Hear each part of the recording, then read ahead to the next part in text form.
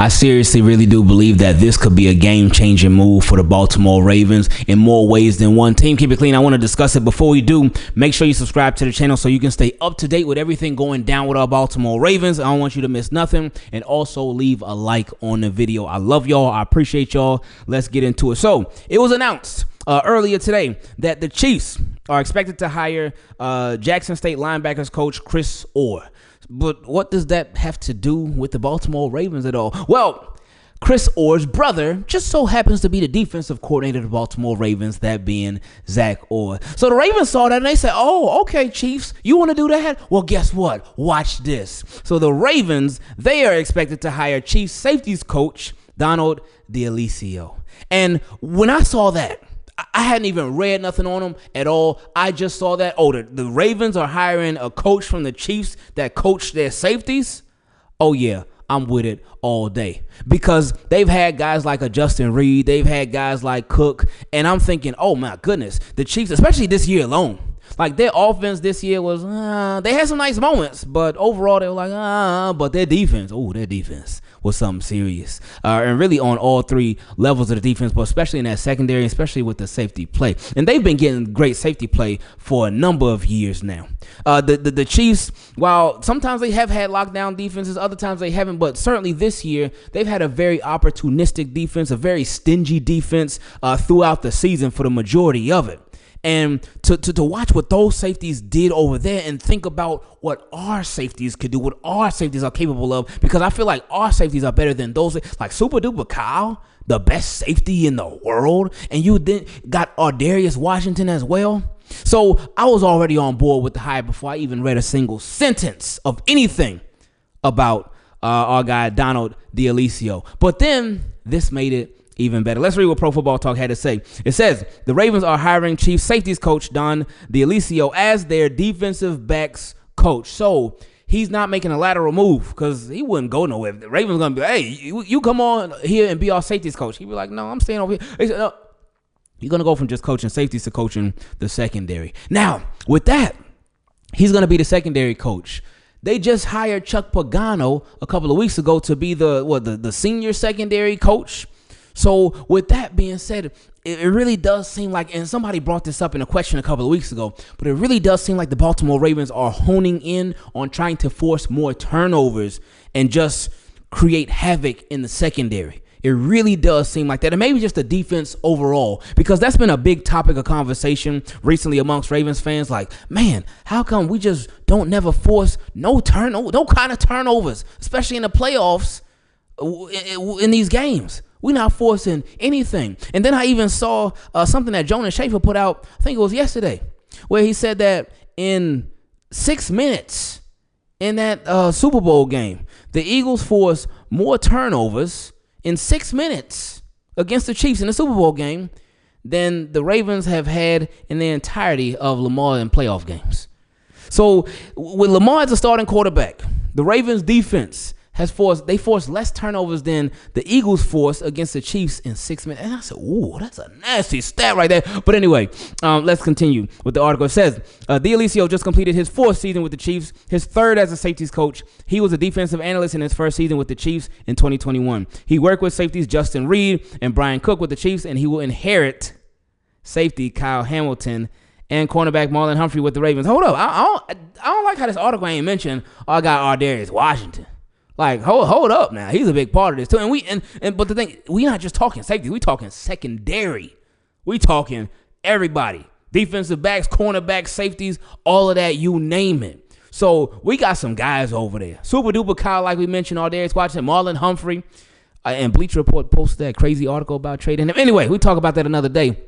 But Nate Wiggins, TJ Tampa been getting a lot of recognition, especially since his dunk that he did a couple years ago has been going crazy on the internet recently.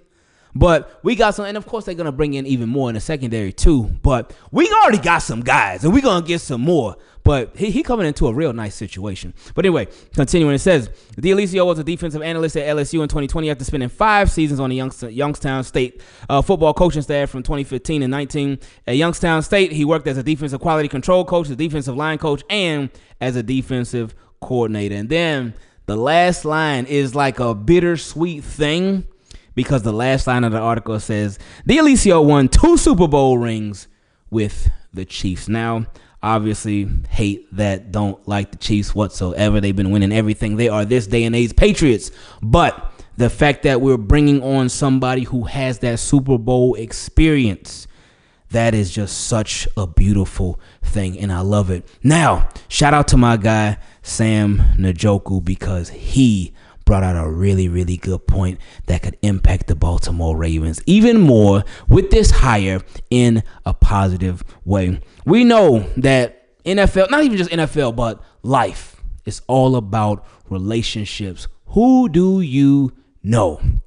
It happens at different jobs. It happens at school. It happens all over. Who do you know? Because somebody who you know, they can get you something that you want. Now, in the NFL, we see it all the time. All these different players, they be like, oh, I came to this team because of this coach. I signed with this team because, oh, I remember this coach. I love this coach and whatnot. We know that the Baltimore Ravens, they could be looking for another safety this offseason. There have been some people that have suggested Trayvon Morig, who used to play with our guy Ardarius Washington. And there have been some other names that have floated out there. I know some people talked about Javon Holland. I really like him. He's a baller. He just got to stay healthy. But a name that my guy Sam Njoku brought up, and I was like, oh my goodness, you putting the puzzle pieces together who could potentially, especially because of this hire. And then he kind of gave his goodbye letter to the Chiefs. He's like, hey, I don't know if this is it, but if this was it, then hey, I appreciate y'all. I love y'all, Kansas City. But I'm probably out. That could be Justin Reed. Justin Reed, if the Baltimore Ravens could acquire, and he's been a baller for a long time. When he was with the Texans, since he's been with the Chiefs, Justin Reed been doing his thing for a little minute.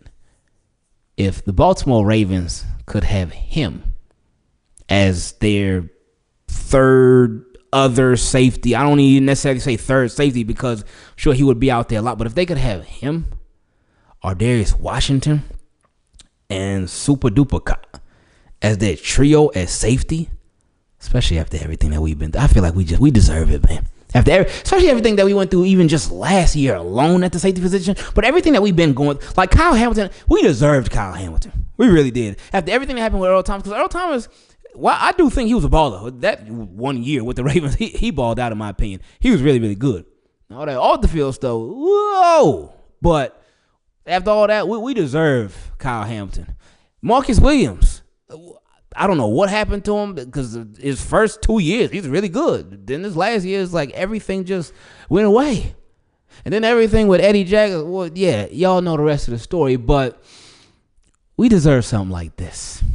And it's all about who you know. It's all about connections. So let's see if him being hired can inspire Justin Reed to come to this side and help us end up being Super Bowl champs. So now we reach my favorite part of these videos where we get to feature your questions. If you would like to take part in it, you can send an email to teamkeepitclean@gmail.com, or for the Team Keep It Clean patrons, you can send your question directly on Patreon in a DM. If y'all would like to become one, you can go to patreon.com/Ingravenvids. Let's get into this first question from a patron, my guy Biz. He said, what's up, bro? What's up, Biz? He said, I hope that you and the fam are doing okay. Do you think this is the year that we do 2 first-round picks again? Well, we would have to have him first. We only got 1 right now. We ain't got 2. So in order to get another one, you would have to move off of somebody of significance. Who are you talking about? Anyway, he said, I think that that's EDC's thing every couple of years. I'm thinking corner and edge. Well, yeah, in order for that to happen, we gotta, before we even think about who you drafting with 2 first-round picks, you gotta get 2 first-round picks first, and Ravens only got 1. Next question from another patron, my guy Martin. He said, things I love the Ravens to do this offseason, re-signing Ronnie Stanley to a 2 or 3 year deal. And if he will go for that, then re-sign Ardarius Washington. Well, with Ronnie Stanley, he ain't gonna come cheap now. So if Ravens gonna keep Ronnie Stanley, they're gonna have to pay up. He also said re-sign Ardarius Washington. Well, they could sign him to a contract extension, or they could just issue the tender on him. Right now, he's a restricted free agent, so he's not going to go anywhere. Ravens can place probably like a second round tender on him. What that means is another team can sign him to an offer sheet, and if he signs that offer sheet or whatever, then Ravens can match whatever deal they sign him to. Or if he goes to that other team and the Ravens don't match the deal, then Ravens will get back a second round pick. So anyway, he said re-sign Pat Ricard. And trademark Andrews. Not that I hate Mark or anything, but that cap space would really help. Okay, well that would be something. I don't see them doing it, but it's not out of the realm of possibilities because, like Ravens, you can't keep everybody, and all your tight ends are just signed for one more year. So if you're going to get anything out of them, then yeah, you would actually need to make a move now. I mean, unless you want to wait two years later to get a comp pick. But other than that, anyway, he said, also, I want to see what we have in Charlie Cola and move Isaiah to tight end 1 and see what we have in Cola. I don't really know the contract situation with Henry, but I think he is still tied to the team. Yes, he is. He is under contract for 1 more year, but you know they're going to work on that. You know they're going to give him a contract extension any day now. He said we need to give him whatever he wants. And then I'd also like us to sign MVS. Oh, Marquez Valdez-Scantling. Oh, from who used to be on the Chiefs. I think this year. Did he play for the Bills this year? I think he was on the Bills this year. But anyway, that's a big body wide receiver now. And he wouldn't come in and be the number 1 wide receiver, and he would know that he would be a role wide receiver. His role would be as wide receiver 3. So that would be a solid sign. It wouldn't be the sexy signing, but that would be a solid signing that could help out the Baltimore Ravens. And he said, and draft the best big man wide receiver there is. Oh, okay. How you feeling about Tez Walker though? I'm just saying. I'm not saying Tez Walker gonna take over. I mean, I wouldn't be mad if he did. But how you feel about Tez Walker? Well, I think I can get the inclination on how you feel about him from what you wrote though. Anyway, he said, thanks man, appreciate you in the platform you give us. No, I appreciate y'all always sharing how y'all feeling about whatever's going on with our team. Next question came from Maliboy. He said, thanks for everything you do. No, thank you for contributing. He said, just a quick question, do you think it's likely that the Ravens go after Deebo Samuel? Deebo didn't have the greatest year last year, but he's still a pretty good receiver and will attract attention from opposing defenses. Oh yeah, a healthy Deebo could be nice for the Baltimore Ravens. And I've said this for a long time, for years, before he even signed his contract with the 49ers a couple years back. With Deebo, like, the way that he plays, the way that the 49ers would use him, he would be such a flawless, perfect fit for the Baltimore Ravens. But he just ain't been able to stay healthy, so that's a big question mark. Next question came from my guy Kevin. He said, hey, I hope you and the family and all the team keep it clean are doing well. Appreciate that, Kev. He said, this is my first time submitting a question. Hey, okay, welcome aboard, Kevin. He said, what do you think about the Ravens potentially extending Marlon Humphrey and converting him to safety? Ooh. Oh, well, let me finish reading. He said, it wouldn't be a bad move because him and Kyle Hamilton already have great chemistry. That they do. And that could allow us to potentially trade for Sauce Gardner. Thank you for all you do, and God bless. Appreciate that, Kevin. Now, with Marlon Humphrey, we've been on record saying it a bunch of times. His transition to safety, whenever that time comes, it is going to be seamless. It is going to be such a smooth transition. Marlon Humphrey is going to be such a good safety because Marlon Humphrey's game, before this year, he was already going to be a good safety. He's going to be a physical safety. He will tackle. He ain't afraid to hit no matter who it is. And everything will be in front of him. So that would make his job a bit easier, especially going from corner to safety. Now, when you watch Marlon Humphrey last year, especially after Lamar called him out on the plane that day, Marlon Humphrey, I don't want to say ball hog, but Marlon Humphrey started catching them picks. We knew Marlon Humphrey, he was known for dropping everything that went his way. And he's a cornerback, so he got that pass for it. But not last year. Marlon Humphrey was catching them picks. So now I can't call him a ball hawk, but with him catching the interceptions now, that completely changed his game in a positive way. So imagine him being back there at safety, and he know how to tackle, he know how to hit, he know how to catch picks too. It would be beautiful, but it's too early for it. Next question came from my guy Plex. Shout out to you for being a patron. He said, we're missing that it. I'm watching the Super Bowl and the game isn't over, but it's 37-6 with 9 and some change left. If KC comes back, which I'm glad they didn't. He said, He said, if KC comes back, then I know the NFL is rigged. But what I came here to say is that we're missing that it swag on defense. Look at Philly. Front four is ferocious. It really is. It's nasty. Nasty. He said they've gotten consistent pressure and may have blitzed twice all game. They didn't blitz at all. They did not blitz not one time, and they got 6 sacks. They ain't blitz not once. It says, and there goes the strip sack. I'm typing this in real time, LOL. Bro, that is exactly what I'm talking about. We don't have that. That's what we're missing. Mads and Travis are solid. Kyle Vanoy does his thing, but he's older. I like Tavius a lot. I see him having a breakout season. Odafe had a good year, but can he do it again? Ajabo? No comment. We need some head busters. Nuck if you buck type guys up front. That's the key to our Super Bowl run. I like it. I don't think anybody would deny what you said. That's one of the keys to our Super Bowl run. Another key is stop turning that ball over. But as far as on defense, yeah, a dominant pass rusher. Like you said, somebody that will just wreak havoc on opposing offensive lines, on opposing quarterbacks, and actually get there consistently. We ain't had that in forever. Next question came from my guy Derrick, and appreciate you being a patron. He said, Ingraven, I was thinking, man, do you think Roquan Smith is a bit overrated? Ooh, whoa. He said, I know you and the rest of the team Keep It Clean will look and frown upon me when I say this, but I kind of think he is. No, I don't think that's something to be frowned upon. I think Roquan Smith is really good. But I do think that I think sometimes he can get a little bit overrated here and there. I do. And again, he's not bad at all. He's not bad. And what I mean when I say it, because I do agree with you, just a little bit. He's a little bit overrated. Not like crazy. Oh my goodness, Roquan Smith is this terrible guy and he can't do anything. He's just no, not at all. That's not what we're saying. But sometimes he does get, I think, pushed up a little bit just because of his name. Now he's still out there playing, and I think what a lot of people do, they look at if you're having a conversation with somebody about Roquan Smith, whether positive, negative, or just really just the truths about Roquan Smith, good or bad, or not good or bad, but just stuff that he does very, very well, stuff that you feel like he could improve on. A lot of people will go to, hey, look at his total tackles. He leads the league in tackles like every year, or he top 2 in tackles every year, and that's can be a misleading stat. It doesn't tell the whole story, because as a run stopper, I think Roquan Smith, excellent, amazing, great job. Pass defense, zone, it's solid. He be seeing where to go or whatnot. I don't think that's for him, and that's just my opinion. Somebody else could look at it the same way, but like, oh no, he's fine in man. I'm no expert.